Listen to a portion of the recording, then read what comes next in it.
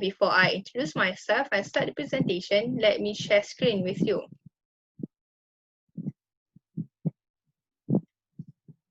Okay, hi and assalamualaikum to Dr. Anitha. My name is Alina Syahfika, binti Azlin, and my matric number is 197065. Today, I would like to present about the applications of Mudharabah and Musharakah in Islamic Sukuk and how actually it's work. Let's start. Since 2001, the global Sukuk experienced enormous growth, where it has become viable alternative for fundraising. Malaysia continues to be at the forefront of the development of the Islamic finance, in which, according to RAM ratings, Malaysia has become the top Sukuk issuer with US $13.9 billion, in which equivalent to 35.1% of the Sukuk issued in the first quarter of 2019. What is Sukuk? Sukuk is actually refers to certificates of equal value which evidence undivided ownership or the investments in the assets using the Sharia principles and concepts endorsed by the Sharia Advisory Council of Malaysia. When investors buy the Sukuk and become the Sukuk holder, they will receive a certificate from the issuer as an evidence of ownership and are entitled to receive periodic profit payments on the principal amount invested. Different types of Sukuk, for example, Mudharabah, Musharakah, Murabahah, Istisna, and Zakra, are based on different structures of Islamic contracts depending on the project the Sukuk is financing. As for today, we will focus more on the applications of Mudharabah and Musharakah, where both also known as partnership contract and equity-based financing. Firstly, what is Mudharabah? Mudharabah is also known as profit-sharing contract, where it involves two parties, in which one party is capital provider, that also known as Robul Mal, and another party is entrepreneur, that also known as Mudarib, who will manage the project. In these transactions, the investor, who is Robul Mal, are the certificate holder. The profit is shared based on the profit sharing ratio, whereas the loss is borne solely by the Robul Mal, while the Mudarib only lost the value of effort or labor extended only if there is no negligence or misconduct on the part of the Mudarib. There are three types of Mudharabah. First, bilateral Mudharabah, multilateral Mudharabah, and re-Mudharabah. The Mudharabah contract must preceded by offer and acceptance, where it must indicate the purpose of the contract explicitly and implicitly. There should not be counter offer, which means the party must accept of the same conditions as the conditions of the offer. The contract can be verbal or written. However, in practice, usually it is written. Capital of Mudharabah must be in specific amount and type, can be in the form of cash and non-monetary asset. However, the capital cannot be in the form of debt, as it is not readily available.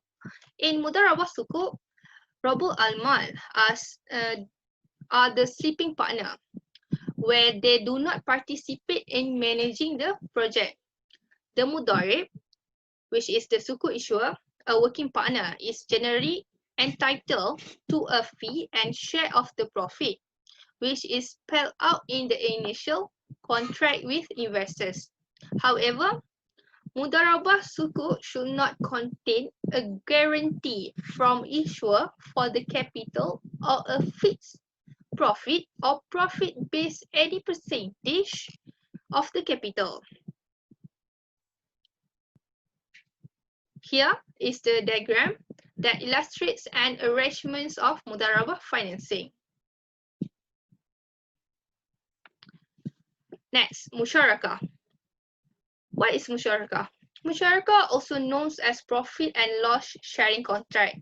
The term of Musharakah is derived from the word syarkah, which literally means partnership, where it is an engagement of two or more persons or partners who have common interests to form a partnership.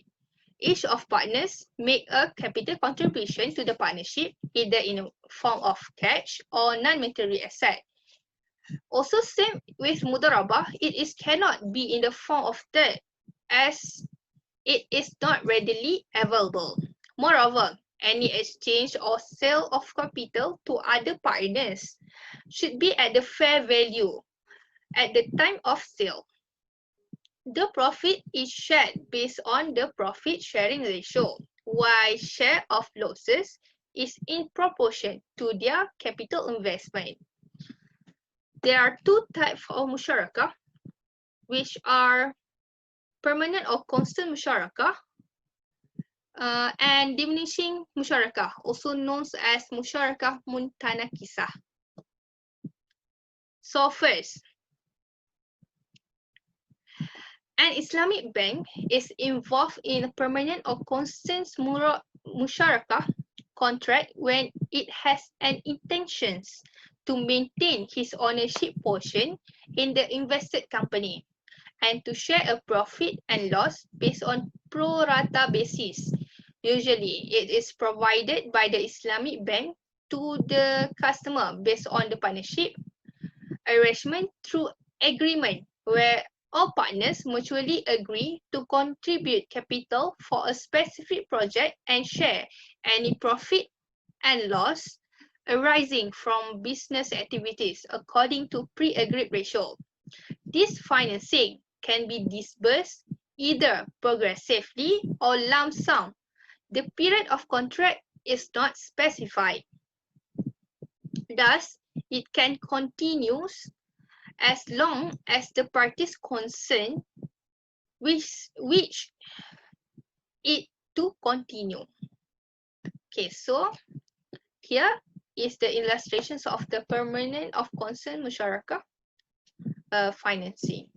Lastly, Musharakah muntanakisah consists of three contracts, which are musyarakah, ijarah, and albay, usually for home or property financing.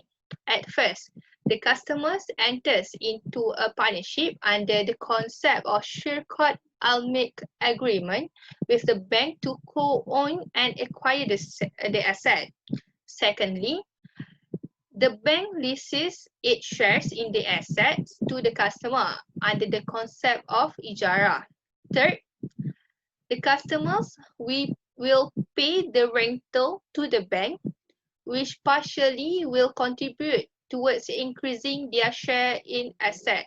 It means that the portions of payment or the installment received from the customers should be used toward the gradual acquisitions of the bank shares in jointly owned property. At the end of the term, the whole of ownership transferred to the customers or the partners. Okay, so here is the illustration. We are already come to the conclusions. As the conclusions, it is important that investors understand how the products works, as Sukuk and other Sharia compliant products are expected to grow by leaps and bounds over the years. That's all from me. Thank you.